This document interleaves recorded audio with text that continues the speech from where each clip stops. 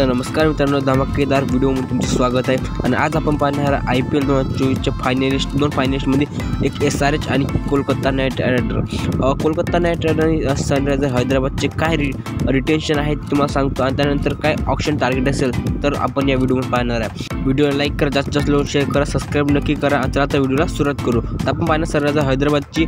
तर हैदराबादने total 5 retention केलं आहे. त्यामध्ये 23 करून Heinrich Klaasen, Pat Cummins, Travis Head, Nitish Kumar Reddy आणि अभिषेक शर्मा.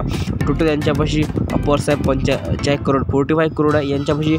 हैदराबादला टीम बिल्ड करायसाठी आणखी कोणते प्लेअर टार्गेट करू शकते. तर सनरायझर हैदराबाद 2024मध्ये चांगली कामगिरी केली होती.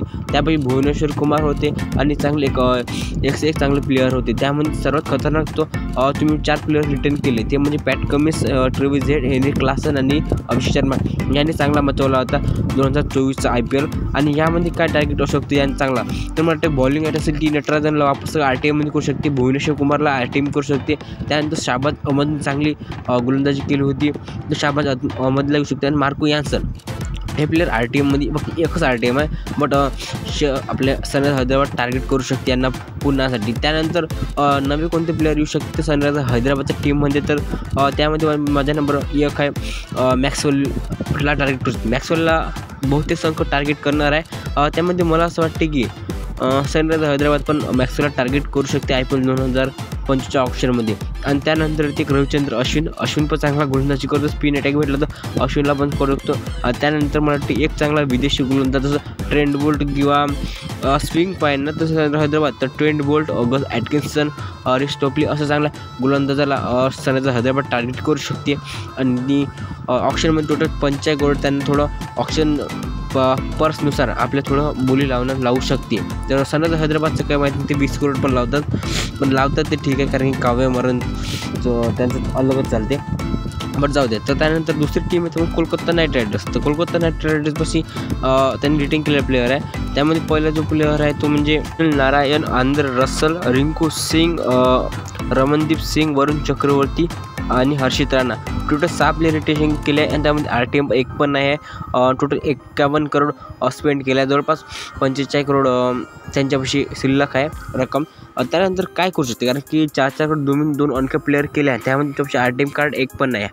आणि त्याच्यात तुमच्यापाशी फिल सॉल्ट, मिचेल स्टार्क काय म्हणजे विषय करता की तुमच्या कॅप्टनला तुम्ही बाहेर गेला आहे, कारण की श्रेयस सर चांगली कॅप्टन्सी केली 2024 IPLसाठी, बट तुम्ही त्यांना बाहेर काढला. तर त्यानंतर काय तुमची स्ट्रॅटेजी काय असू शकते, तर मला वाटतं टार्गेटमध्ये फिल शॉटला डबल वापस करू शकते. आणि कोलकाता नाईट रायडर चांगला गोलंदाजीमुळे हर्षितांचे मिचेल स्टार्कने परफॉर्मन्स केला होता. हाली की लीग मॅचेसमध्ये मिचेल स्टार्कचा परफॉर्मन्स थोडा कमी गेला होता, पण जे नॉकआउट मॅचमध्ये ते ॲसेसचे प्लेअर खूप चांगलं प्रदर्शन करतात. आणि मिचेल स्टार्कने पण चांगला प्रदर्शन केला. तर मला वाटते मिचेल स्टार्कला नक्की पूर्ण बोली लावून मिचेल स्टार्कला पुन्हा वापस आणू शकते आपल्या IPL 2025मध्ये. आणि त्यानंतर फिल शॉटला पण जाते. फिल शॉटने ज्या प्रकारे फलंदाजी केली ती मला वाटते फिल शॉटला पुन्हा पण वापस आणू शकते. आणि ऑप्शन त्यामध्ये टार्गेट प्लेअर कोणते असू शकते, तर मला वाटते की चांगला गोलंदाजी करून लेफ्ट हँडमध्ये अर्शदीप सिंगला पण जाऊ शकते कोलकाता नाईट रायडर, कारण की कोलकाता नाईट मोठ्या नावांना खूप मान देतात. आणि त्यांना मला असं वाटते की अर्शदीप सिंगला आणि इतर कोणते प्लेअर आहेत त्यांना टार्गेट करू शकते. त्यानंतर मला असं वाटते की ऑगस्ट ॲटकिन्सन पहिलं सुद्धा त्याच्यापाशी ट्रेंट बोल्टला पण करू शकते. ट्रेंट बोल्टला ते 5 किंवा 6 प्लेअर 6 टीमा जे आहे ते टार्गेट करू शकते. आणि त्यानंतर जे सर्वात मोठा मेन प्लेअर तो म्हणजे जॉस बटलरला. मी जॉस बटलरला माहिती आहे, मी टार्गेट करू शकतो कोलकाता नाईट रायडर. हे थोडे समरी आहे. आणि त्यानंतर या व्हिडिओमध्ये तुला एवढंच आहे. तर भेटूया पुढच्या व्हिडिओमध्ये. सबस्क्राईब करून द्या. धन्यवाद.